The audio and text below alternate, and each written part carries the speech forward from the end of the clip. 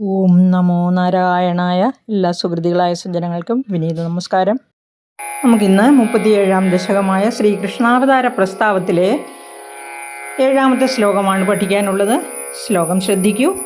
ഉദ്വാഹാവസിതൗ തദീയ സഹജ കംസോധ സമ്മാനയൻ ഏതൗ സൂതതയാ ഗതപതിരഥേ വ്യോമോധയാ ത്വദ്ഗിരാ അസ്യാസ്ത്വാമതിദുഷ്ടമഷ്ടമസുതോ ഹന്തേതി ഹന്തേരിത സന്ത്രാസാദ് സതു ഹന്തുമന്തികഗദാം തന്വീം കൃപാണീമധാത്. നമുക്ക് ആദ്യമായി പദങ്ങൾ നോക്കാം. കംസഹ പ്ലസ് അധ കംസോധ, സമ്മാനയൻ പ്ലസ് ഏതൗ സമ്മാനയന്നേതൗ, അസ്യാഹ പ്ലസ് ത്വം അസ്യാസ്ത്വം, അതിദുഷ്ടം പ്ലസ് അഷ്ടമസുതഃ അതിദുഷ്ടമഷ്ടമസുതഃ, ഹന്ത പ്ലസ് ഇതി ഹന്തേതി, ഹന്ത പ്ലസ് ഈരിതഃ ഹന്തേരിതഃ, ഹന്തും പ്ലസ് അന്തികഗതാം ഹന്തുമന്തികഗതാം, കൃപാണീം പ്ലസ് അധാത് കൃപാണീമധാത്. നമുക്കിനി അന്വയം എങ്ങനെയാണെന്ന് നോക്കാം.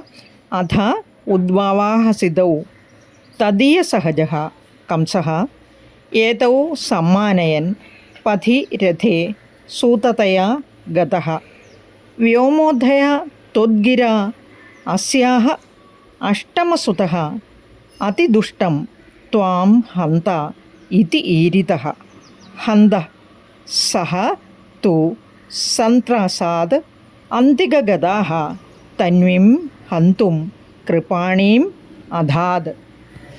അധ അനന്തരം ഉദ്വാഹാവസിതൗ, ഉദ്വാഹം എന്നാൽ വിവാഹമെന്നാണ് പരിണയം, പാണിഗ്രഹണം. അവസിതൗ വിവാഹം കഴിഞ്ഞപ്പോൾ, തദീയ സഹജഃ അവളുടെ സഹജൻ, അതായത് ദേവകിയുടെ സഹോദരനായ കംസൻ, ഏതൗ അവരെ രണ്ടുപേരെയും, ദേവകിയെയും വസുദേവരെയുമാണ് ഇവിടെ ഉദ്ദേശിച്ചിരിക്കുന്നത്, സമ്മാനയൻ ആദരിക്കുന്നവനായിട്ട്, അതായത് ബഹുമാനിക്കുന്നവനായിട്ട്, പഥി വഴിയിൽ, രഥേ രഥത്തിൽ, അതായത് തേരിൽ, സൂതതയാ ഗതഃ സൂതനായി പോയി, വ്യോമോധയ ആകാശത്തു നിന്നും കേൾക്കപ്പെട്ട, ത്വദ്ഗിര അങ്ങയുടെ വാക്കിനാൽ, അസ്യാഹ ഇവളുടെ, അഷ്ടമസുതഃ അഷ്ടമസുതൻ, അതായത് അഷ്ടമം 8 8ാമത്തെ പുത്രൻ, അതിദുഷ്ടം അതിദുഷ്ടനായ, ത്വാം നിന്നെ, ഹന്ത ഇതി കൊല്ലും എന്ന്, ഈരിതഃ പറയപ്പെട്ടു, ഹന്ത സഹ കഷ്ടം.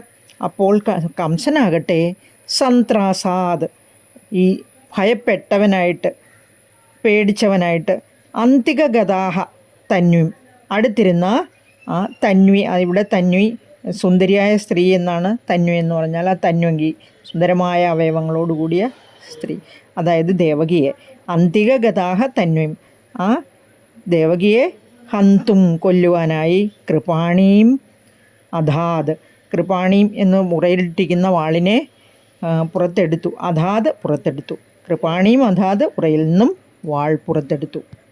അനന്തരം വിവാഹകർമ്മത്തിൻ്റെ അവസാനത്തിൽ ദേവകിയുടെ സഹോദരനായ കംസൻ ഈ വസുദേവരെയും ദേവകിയെയും നന്നായി ബഹുമാനിക്കുന്നവനായിട്ട് ആ തേർ തെളിക്കുന്ന സൂതൻ്റെ പ്രവൃത്തി സ്വയം ഏറ്റെടുത്തു.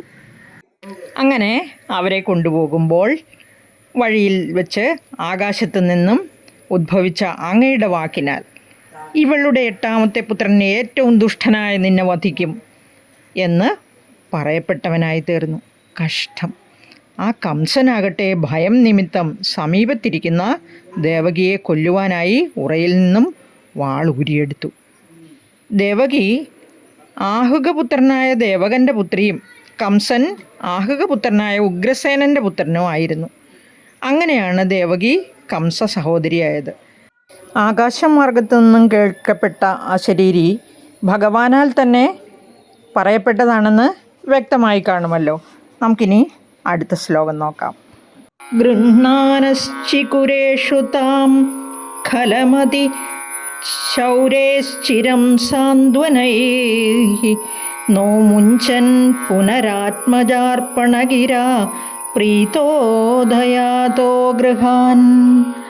ആദ്യം ത്വൽസഹജം തഥാർപ്പിതമപി സ്നേഹേന നാഹന്നസൗ ദുഷ്ടാനാമപി ദേവ പുഷ്ടകരുണാ ദൃഷ്ടാ ഹി ധീരേ കഥാ. നമുക്ക് പദങ്ങൾ നോക്കാം. ഗൃഹാനഃ പ്ലസ് ചിക്കുരേഷു, ഗൃഹാനശ്ചിക്കുരേഷു. ശൗരേഃ പ്ലസ് ചിരം, ശൗരേശ്ചിരം. സാന്ത്വനൈഃ പ്ലസ് നോമുഞ്ചൻ, സാന്ത്വനൈർനോമുഞ്ചൻ. പുനഃ പ്ലസ് ആത്മജാർപ്പണഗിര, പുനരാത്മജാർപ്പണഗിര. പ്രീതഃ പ്ലസ് അധ, പ്രീതോധ. ഈ മൂന്നാം പാദത്തിൽ നോക്കാം. തഥാ പ്ലസ് അർപ്പിതം പ്ലസ് അപി, തഥാർപ്പിതമപി. ന പ്ലസ് അഹൻ പ്ലസ് അസൗ, നാഹന്നസൗ. ദുഷ്ടാനാം പ്ലസ് അപി, ദുഷ്ടാനാമപി. ധീഹി പ്ലസ് ഏകത, ധീരേകത. ഇനി അന്വയം ശ്രദ്ധിക്കൂ.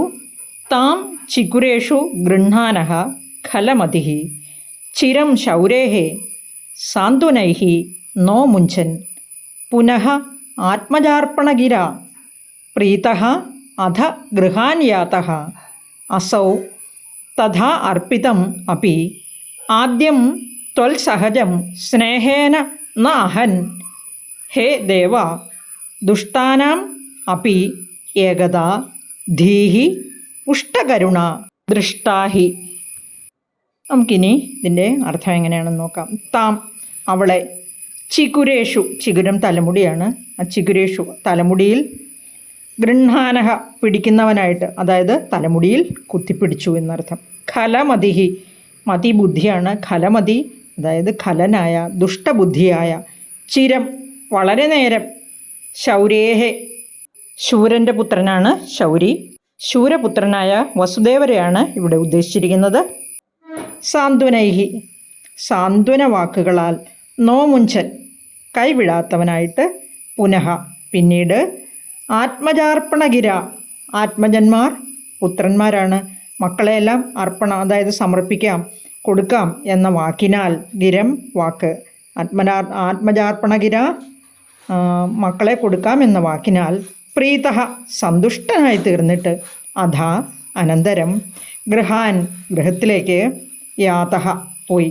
അസൗ ആ രണ്ടുപേരെയും അതായത് വസുദേവരെയും ദേവകിയെയുമാണ് ഉദ്ദേശിച്ചിരിക്കുന്നത്. അസൗ അവർ രണ്ടുപേരും. തഥാ അപ്രകാരം. അർപ്പിതം അപി സമർപ്പിക്കപ്പെട്ടു എങ്കിലും. ആദ്യത്തെ അതായത് ആദ്യത്തെ ത്വൽസഹജം നിന്റെ സഹോദരൻ. സ്നേഹേന സ്നേഹത്താൽ. ന അഹൻ കൊന്നില്ല, വധിച്ചില്ല എന്നർത്ഥം. ദേവ ദുഷ്ടാനാം അപി ദുഷ്ടന്മാർക്ക് പോലും. ഏകത ചിലപ്പോൾ. ധീഹി ബുദ്ധി. പുഷ്ടകരുണ പുഷ്ടമാകുന്ന കരുണയുള്ളതായിട്ട്, അതായത് വളരെയധികം കരുണയുള്ളതായിട്ട്. ദൃഷ്ടാഹി കാണപ്പെടുക തന്നെ ഉണ്ടല്ലോ എന്ന് പറഞ്ഞിരിക്കുകയാണ് ഗുരുവായൂരപ്പനോട്. ദുഷ്ടനായ ആ കംസൻ ദേവകിയുടെ തലമുടിയിൽ പിടിച്ചു വലിക്കുകയാണ്. വാളൂരി പിടിച്ചിട്ടുണ്ടെന്ന് നമ്മൾ കണ്ടു. കംസൻ വളരെ നേരം വസുദേവൻ്റെ സാന്ത്വന വാക്കുകൾ കൊണ്ടൊന്നും പിടിവിടുന്നില്ല, തൃപ്തനാകുന്നില്ല.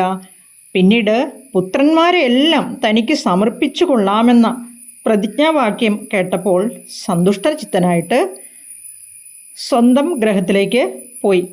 ഈ കംസനാകട്ടെ അപ്രകാരം അർപ്പിക്കപ്പെട്ടവനായിരുന്നാലും അങ്ങയുടെ ആദ്യത്തെ സഹോദരനെ സ്നേഹം മൂലം വധിച്ചില്ല. അല്ലയോ ഭഗവാൻ ശ്രീകൃഷ്ണ, ഗുരുവായൂരപ്പ, ചില സമയങ്ങളിൽ ദുഷ്ടന്മാരുടെയും ബുദ്ധി വളരെയധികം കരുണയുള്ളതായി കാണപ്പെടാറുണ്ടല്ലോ. ദേവകി പ്രസവിച്ചുണ്ടാകുന്ന ഓരോ പുത്രനെയും അപ്പോൾ കംസന് സമർപ്പിച്ചു കൊള്ളാമെന്നായിരുന്നു വസുദേവൻ പ്രതിജ്ഞ ചെയ്തിരുന്നത്. അപ്രകാരം സമർപ്പിക്കപ്പെട്ട ആദ്യത്തെ പുത്രനെ കംസൻ അപ്പോൾ തോന്നിയ ദയ നിമിത്തം വധിക്കാതെ വിട്ടു എന്നാണ് പറഞ്ഞിരിക്കുന്നത് ഈ ശ്ലോകത്തിൽ. നമുക്കിനി അടുത്ത ശ്ലോകം അടുത്ത വീഡിയോയിലൂടെ നോക്കാം. എല്ലാവർക്കും നന്ദി, നമസ്കാരം, ശുഭദിനം നേരുന്നു.